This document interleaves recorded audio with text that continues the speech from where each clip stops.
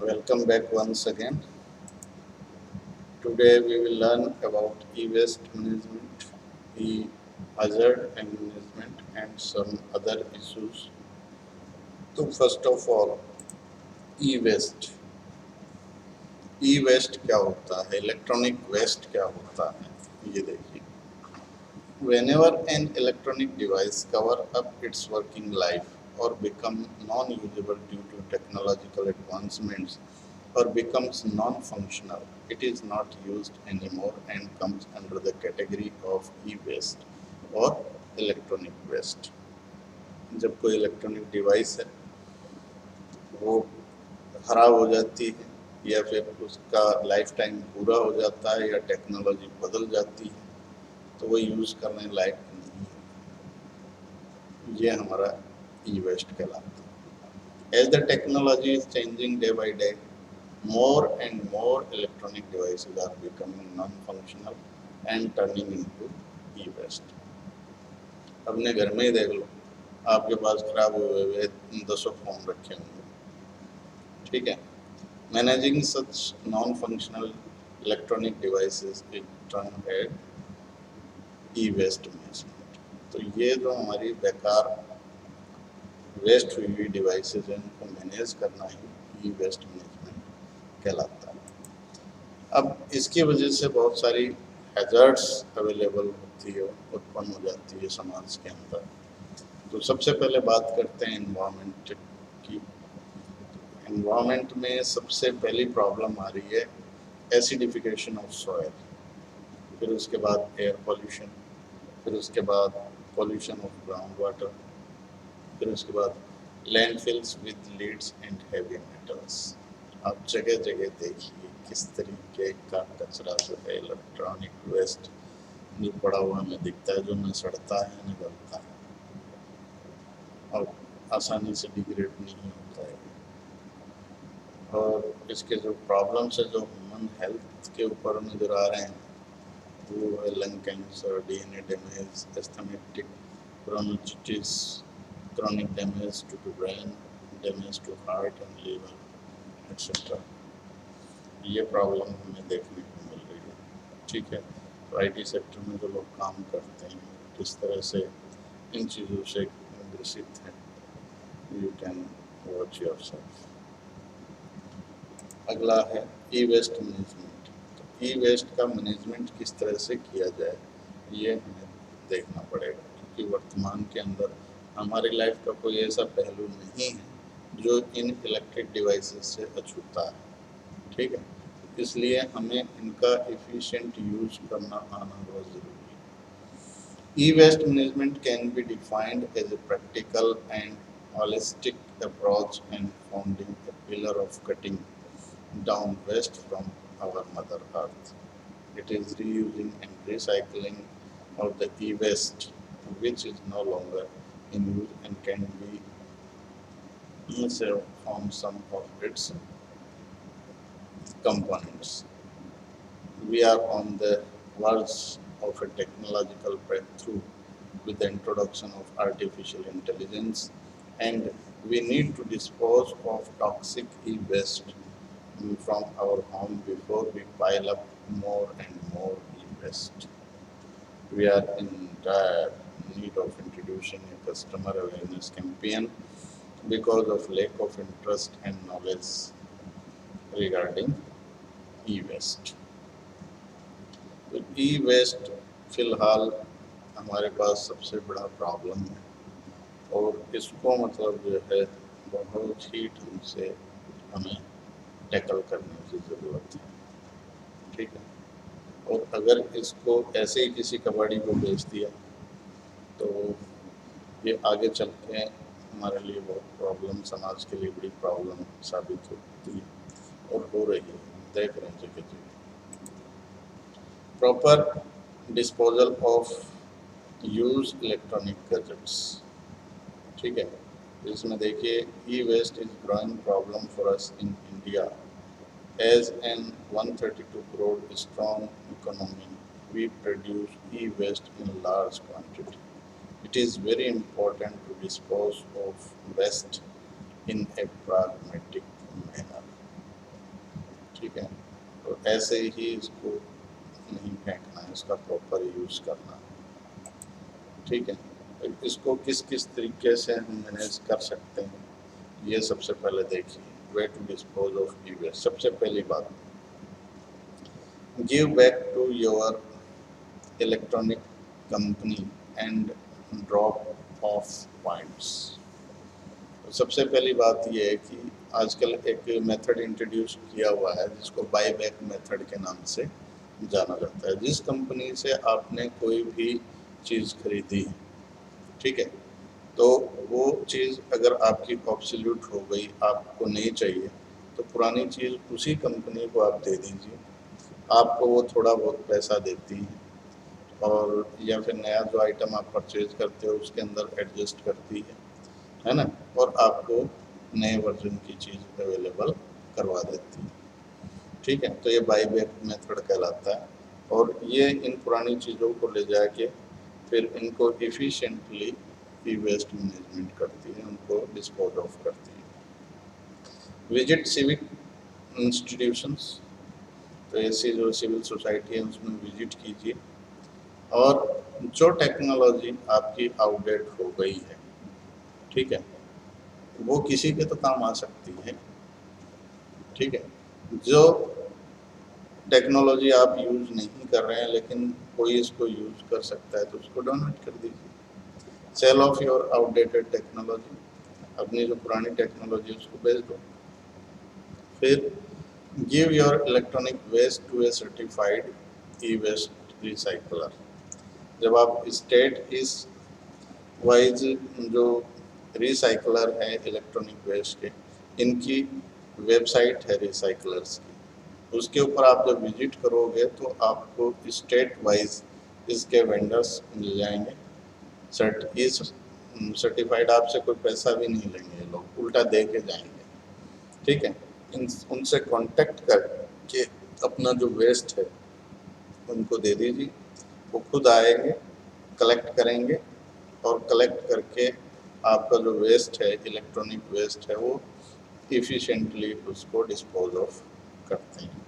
ठीक है, तो अगर इस तरीके से आप अपना ई वेस्ट मैनेज करते हो तो बहुत अच्छी बात है।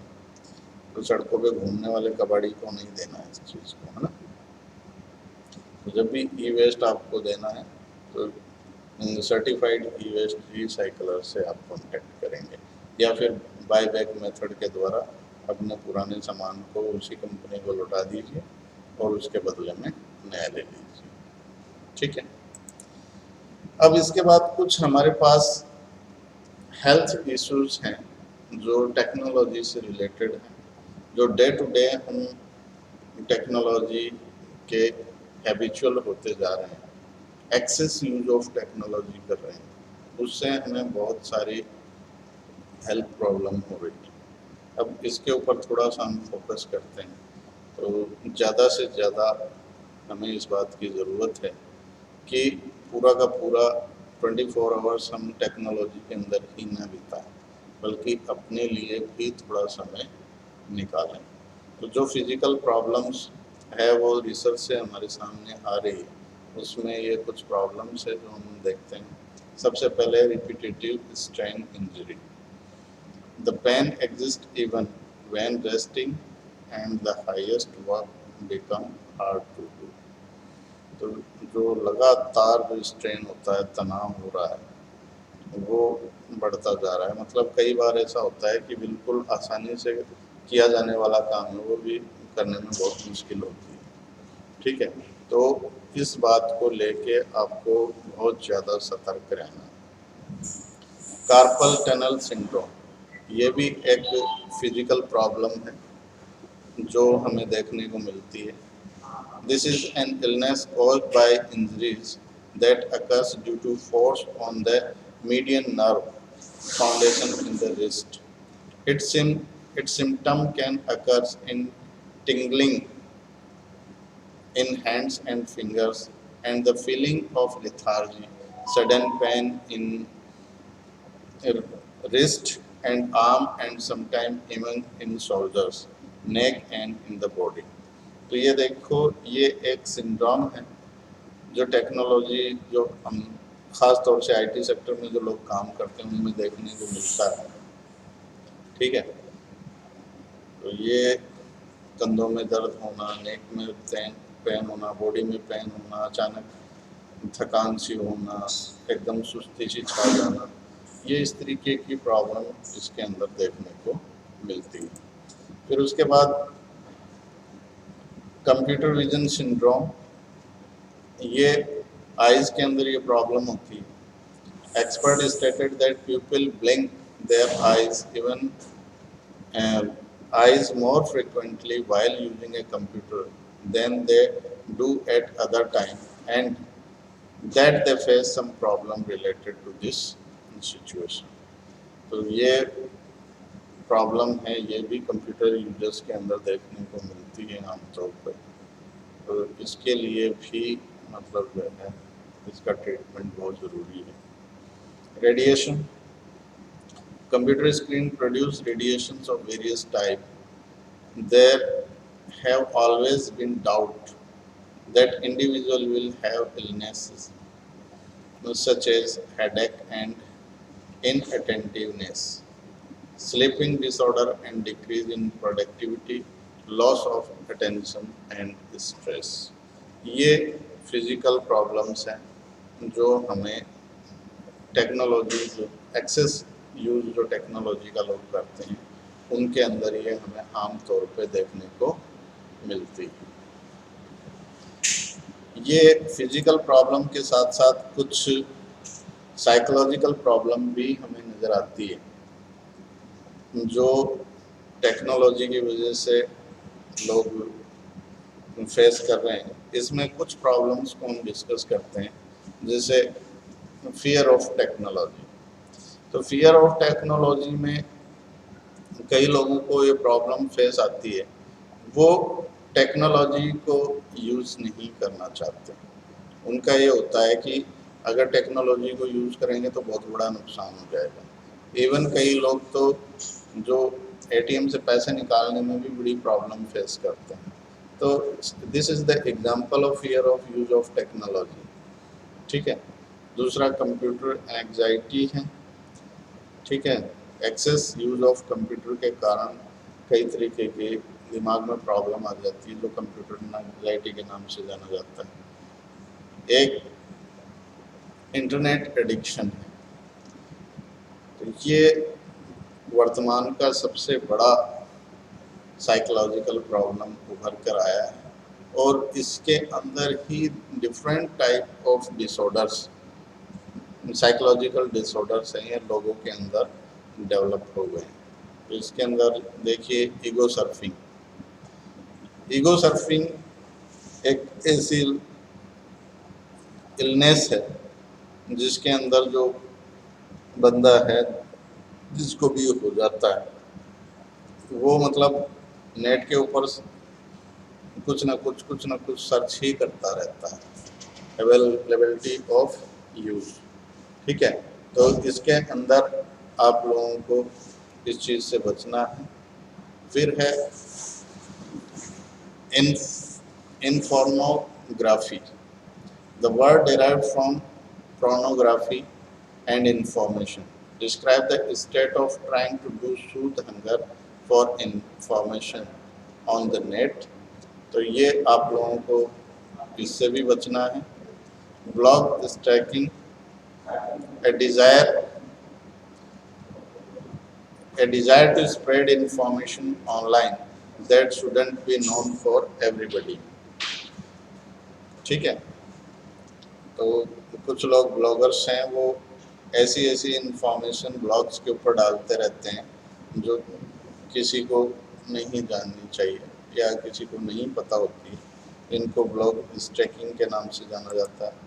फिर उसके बाद अगला है YouTube narcissism, constantly uploading one's own video in order to introduce and make himself or herself known to others। तो इसके अंदर आप देखिए कि लोग YouTube के ऊपर अपनी ही फोटोएं डालते रहते हैं, अपने आप को इंट्रोड्यूस करवाते रहते हैं डिफरेंट टाइप ऑफ से। ये भी एक तरह की psychological problem. Sir, Google stalking, trying to get information about all his or her relative or acquaintance in the web। ठीक है, तो इसके अंदर क्या होता है कि लोग क्या करते हैं कि गूगल के ऊपर अपनी या अपने जानने वाले की इंफॉर्मेशन है वो ढूंढने में लगे रहते हैं। ठीक है, तो ये भी एक साइकोलॉजिकल प्रॉब्लम है। फिर उसके बाद फोटो लर्किंग है। अब कुछ लोगों में ऐसी हैबिट डेवलप हो जाती है जो नेट के ऊपर लगातार दूसरों के फोटो एल्बम देखते रहते हैं। ठीक है, तो ये इसको फोटो लर्किंग के नाम से जाना जाता है। फिर है विकीपीडियाओलिज्म। तो इसके अंदर कुछ लोगों के अंदर ये हैबिट डेवलप हो जाती है कि वो नई नई इंफॉर्मेशन वो विकीपीडिया या इंसाइक्लोपीडिया के अंदर कंट्रीब्यूट करते रहते हैं। ठीक है, तो ये भी एक साइकोलॉजिकल प्रॉब्लम है जो लोगों के अंदर डेवलप हो जाती है। तो इस तरीके के बहुत से प्रॉब्लम्स हैं जो आम तौर पे हमें देखने को मिलते हैं। ठीक है, और ये साइकोलॉजिकल प्रॉब्लम कब साइबर क्राइम के अंदर तब्दील हो जाती है पता ही नहीं चलता। ठीक है, तो मैंने पिछले कुछ लेक्चर्स के अंदर साइबर क्राइम वगैरह आप लोगों के साथ डिस्कस किए। तो ये हेल्थ प्रॉब्लम है एक्चुअली जो इस टेक्नोलॉजी की एक्सेस यूज ऑफ टेक्नोलॉजी की हमें देन है। ठीक है, तो मैं ये नहीं कहता कि टेक्नोलॉजी आप लोग यूज़ मत करो, टेक्नोलॉजी को यूज़ करना चाहिए, लेकिन टेक्नोलॉजी को इतना एक्सेस यूज़ मत करो कि ये टेक्नोलॉजी आपके ऊपर हावी हो जाए। ठीक है, और ये टेक्नोलॉजी है आपका जो ओरिजिन है, आपका जो ओरिजिनल है, आपका जो सेल्फ है, इसको ही ख़त्म कर दे। ठीक है, टेक्नोलॉजी का यूज़ होना चाहिए, टेक्नोलॉजी ह्यूमन बीइंग के फ़ायदे के लिए है, लेकिन जब ये नुकसान करना लग जाए तब इसके ऊपर थोड़ा सा बहुत ज़रूरी है। ठीक है, तो आई होप कि ये कुछ हेल्थ रिलेटेड इशू और ई वेस्ट मैनेजमेंट से संबंधित इशू जो हमने डिस्कस किए हैं ये आपको समझ में आए होंगे। और जब भी आपको वक्त मिले तो इसके ऊपर आपको थोड़ा बहुत ध्यान ज़रूर देना है और अपने आप को चेक करते रहना है कि कहीं आप किसी रूप के अंदर इसके शिकार तो नहीं। ठीक है, तो आई होप कि आप इस चीज़ से अवेयर रहेंगे और अपने साथियों को भी अवेयर करेंगे। इन्हीं बातों के साथ थैंक यू वेरी मच।